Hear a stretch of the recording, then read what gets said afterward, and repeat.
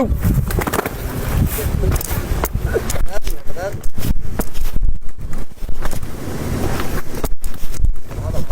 waa dhammaan wayacayno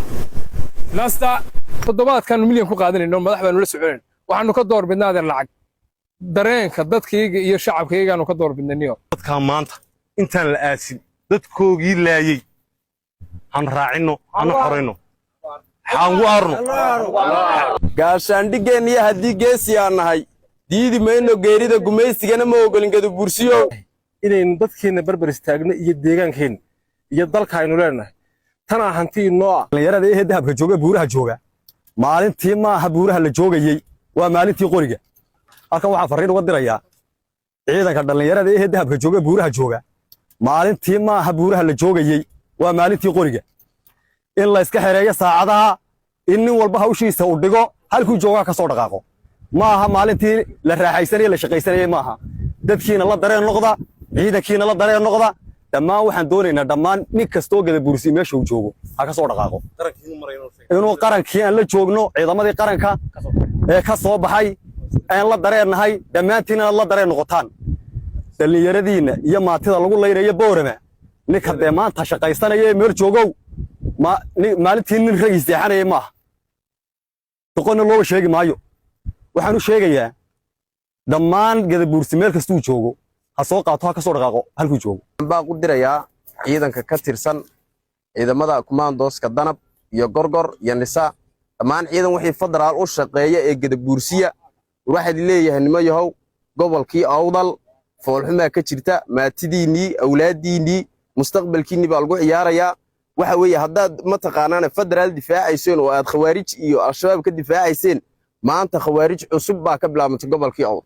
oo maatidiinnii ku tumanaysa waxaan idin leeyahay warniyahow khawaarijtaasi intood ka imataan tan gobolkiinna ka dilaacda gobolkiinna idinka baahan inaad u hiilisaan oo aad garab istaagtaan tababarkiinnana aad ku difaacdaan dalkiinna waxa weeye dhallinyarta ree awdal wixii gadabuursi sheegta ilooba ilaniyo halkaasi gobolka awdal ha iskeeno maanta maaha maalintii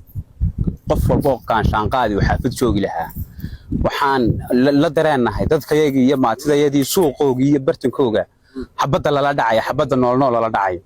gadabuursi waa maalintuu midoobayo isagu isku tashanaya weeye waa ciidan hadday tahay iyo hadday mas-uul kala tahayba waxaa loo baahan yahay in gamcaan la isqabsado oo laga dhiidhiya waxaasi waxaanan sii qaadan karin oonaan sii xaafadaha kasii joogin karin maaha waxaan u diyaarnahay inaan waddankayga iyo dadkayga iyo dunyadayba difaacno labadii maalmood u dambeeyey waxaynu u taagnay duqaynta iyo dhiig raacinta shacabkeena iyo ubadka iyo maatida iyo hooyada aan waxba galabsanay u soo baxday mudaharaadka salmiga iyo inay qadiyadooda ku difaacaan tusaana inaanay diyaar u ahayn ama aanay ogolayn in xeer ciise iyo dhul ciise leeyahay midna aan lagu tilmaamin degmada Saylac ama gobolka Salel waxaan baa u dirayaa dhalinyarada gadabuursi ee ciidanka ee ka tirsan jabhadda gacan libaax waxaan leeyahay ilma adeerayaal maanta oo aynu joogno dunia casri ah qaadan mayno gudnimo waxaynu u baahannahay inaynu dadkeena barbar istaagno iyo deegaankeenna iyo dalka aynu leenahay tanaa hanti inoo ah ee jabhadda gacan libaax hanti inooma ah waxaynu u baahannahay difaaca dalkeenna iyo dadkeenna iyo diinteenna xeebta gobolka Salel iyo guud ahaan gobolka awdalba cidda dambaabta waa inaga dalkeenna iyo dadkeenna u baryi mayno jabhadda gacan libaax waxa kaloon baa u dirayaa inamada siyaasiyiinta isku sheegaya ee u shaqaynaya nidaamka goon isku taaga ah ee Soomaali diidka ah ee u haysta inay dawladdu adeegayaan war waxaad u adeegaysaan waa dana cid kale dadkiina intaanay toobadu idinka dhicin dadkiina kaalay la dareen noqdo difaac dhulkiina horta aan hadalka badin maayo anu waxaan nin ciidanka qaranka ah gaar ahaan ciidanka kamaandoosta laba fariimoodna waan dirayaa mid waxaan u dirayaa ciidanka nin kastoo gadabuursi oo ciidanka ku jira oo milyan iyo 500 ku daawanaya dhibta dadkiisa loo geysanayo ee shacabka inama yaroo ciidan beeleeda ay dadka suuqa dhexdiisa ugu leynayaan in aan halkiisa joogin meel kastuu joogo ka soo dhaqaaqo mid kalena waxaan farayaa dadka boorma jooga dumarka ninka 20 jir ay ku dhex arkaan suuqa boorma ha gubaan yaana nin joogin halka nin kastaba meesha uu dagaal ka socdo ha iskeeno Saylac ha iskeeno ninkii aan qori garanayna shacabowna annaga laba cisho nigu barayna tiyari iyo practicalba ha iskeeno kaasina anagu waxaan ka tirsanahay ciidanka ilaalada xeebaha saldhigga labaad ee Saylac maanta laga bilaabo laakiin kama tirsanaanayo dadkaygaan la dareenhay waxaan ku faraxsanahay maanta in ciidankii qaranka oo dareenkoogu soo baxay ila socdaan tolkayga bursimid baan leeyahay tolkayga bursi waxaan leeyahay in kasta oo 20 jir ka weynow war maanta gunnimo qaadan mayno in kasta oo ciidanka qaranka ku jira waxaan leeyahay oo gada bursiya shacabkaagii shalay ilaa daraad waxaan u taagneed halka xasuuqii ka dhacay dhakhtaradii in la duqeynaya xataa hadda gaadhi waa nin kastoo damiirlow cadhaannu hadli kari laanahay nin kastoo damiirlow war dadkaa maanta intaan la aasin dadkoogii laayey han raacinno hana xorayno xaan gu aarno alxab baan ku darayaa oo kale wakaa kaarkii ciidanka aan ku lahaa anigu halkaa baan ku tuuray dalkaygana waan difaacayaa waana u dhimanayaa allahu akbar magacaygu waa Yaalo Tubaac eegas ciidan qaran waxaanu halkan kaga dhawaaqanaa jabhad cusub oo hadda u baxday waxa weeye xeebaha aba dhulka waxa weeye xaaladda aba waxa weeye dhul qaadashada ah ee hadda waxa weeyaan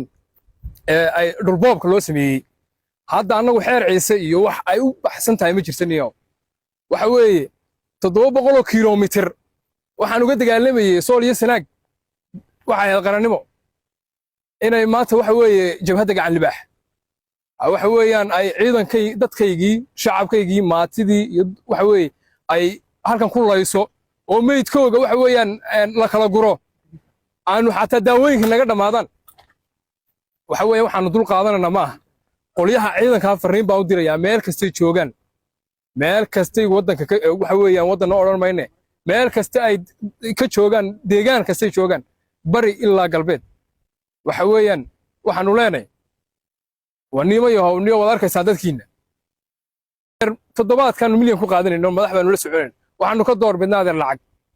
dareenka dadkayga iyo shacabkaygaanu ka door bidnayno waanu u adkeysan weynay waanu u joogi weynay waxa weeyaan la dareen baanu nahay ma ahane halkaa haddii xataa nagaga dhacayso waxaanu yeelina ma ahaniyo waxaanu idin leenahay markaa ilma adeeraya haddaad rag iyo rabbiba garanaysaan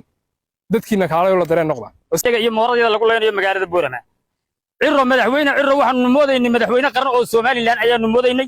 haddii gobolkii Salal iyo Saylac shalay u bixiyay bari toolana awdal bixis uu leeyahay yeeli mayno waxaanu leenahay haddii aad Salal bixisay noqon mayso taayada noqonayso hooyada futada ka wasbaanu leenahay waxaanu soo gabagabootay ciidan iyo dawlad iyo waxa soo gabagabootay laga bilaabo imika dawlad gaar ah sameysanaynaa wax dawlad la yiraahdo oo halkan ka talisan ma jirto